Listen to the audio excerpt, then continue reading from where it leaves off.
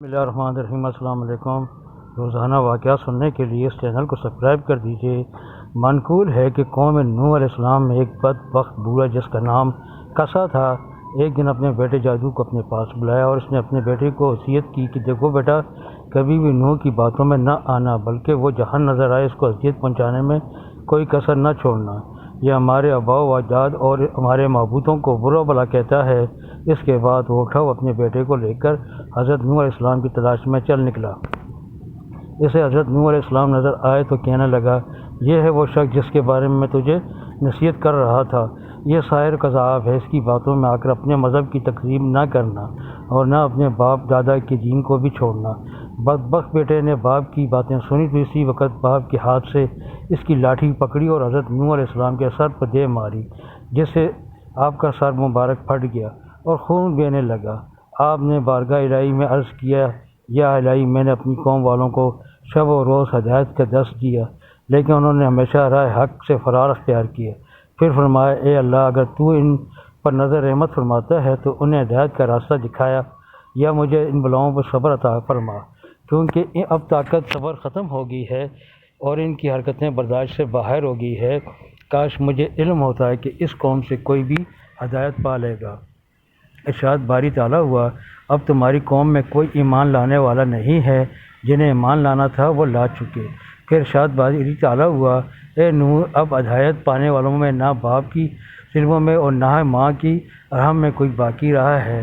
تو پھر جناب نوح علیہ السلام نے عرض کیا، اے رب العالمین، خطہ زمین پر کسی کافر کو زندہ نہ رکھ۔ حضرت نوح علیہ السلام کی یہ دعا قبول ہوئی اور عذاب کا حکم جاری ہو گیا۔ امام ابن کثیر علیہ رحمۃ اللہ نقل کرتے ہیں کہ حضرت نوح علیہ السلام کی ولادت حضرت آدم علیہ السلام کی وفات کے 126 سال بعد ہوئی۔ آپ کا شمار اللہ تعالیٰ کے ان جلیل قدر انبیاء میں ہوتا ہے جن کا تذکرہ قرآن پاک میں فرمایا گیا اور قرآن پاک کی 28ویں سورتوں میں آپ کا ذکر خیر فرمایا گیا۔ آپ نے پیغمبروں میں سے طویل عمر پائی، اس کے باوجود نہ آپ کا کوئی ڈانگ گرا، نہ کوئی بال سفید ہوا۔ عبادت و ریاضت کا یہ عالم تھا کہ دعوت تبلیغ و رشد ہدایت کے باوجود ہر دن رات 1000 رکعات ادا کرتے، اور آپ ہی کو سلسلے میں اولیت حاصل ہے۔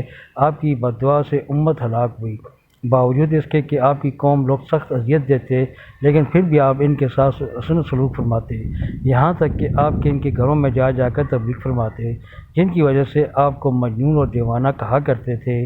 منقول ہے کہ طوفان اور نوح علیہ السلام سے قبل قوم نے آپ کو اس قدر ایذائیں دینا شروع کر دی تھی کہ آپ کو اتنا مارتے کہ آپ کے اعضاء ٹوٹ جاتے، آپ شدت تکلیف سے بے ہوش ہو جاتے، آپ کو اٹھاتے اور کمبل میں لپیٹ کر اس خیال سے گھر پھینک جاتے کہ آپ مر جائیں گے۔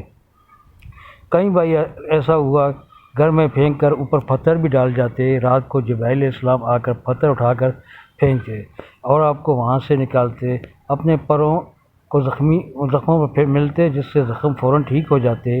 اگلے دن ہوتا، آپ پھر قوم کو گمراہی سے نکالنے کے لیے نکل پڑتے۔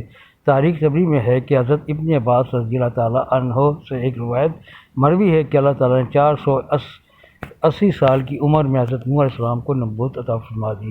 120 سال آپ نے لوگوں کو اللہ کے دین کی طرف بلایا، لیکن قوم نے کسی بات کو ماننے سے انکار کر دیا۔ پھر اللہ تعالیٰ نے آپ کو کشتی بنانے کا حکم دیا۔ جب آپ کشتی بنا کر اس میں سوار ہوئے تو آپ کی عمر مبارک کچھ 100 سال تھی۔ پھر عذاب نازل ہوا اور تمام سرکش نافرمان پانی کے عذاب میں غرق ہو گئے۔ حضرت ابن عباس رضی اللہ تعالیٰ عنہ فرماتے ہیں، حضرت نوح علیہ السلام نے کشتی کے بعد 350 سال مزید زندگی گزاری۔ حضرت اباب رضی اللہ تعالیٰ عنہ فرماتے ہیں، جب حضرت نوح علیہ السلام کی وفات کا وقت قریب آیا تو آپ ایک پہاڑ پر سیر فرما رہے تھے۔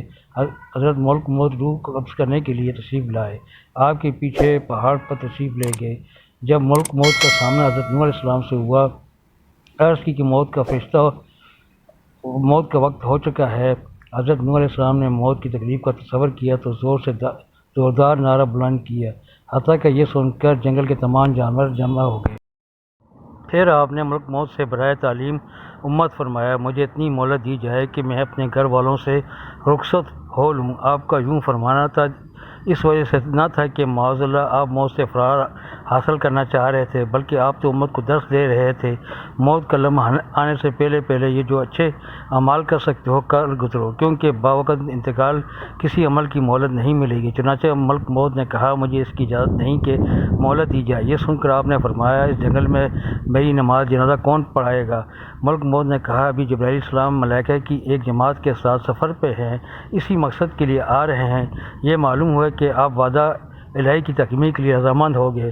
اسی اثناء میں حضرت جبرائیل السلام تشریف لائے اور دریافت کیا، اے انبیاء سب سے طویل عمر پانے والے، آپ نے دنیا کو کیسا پایا؟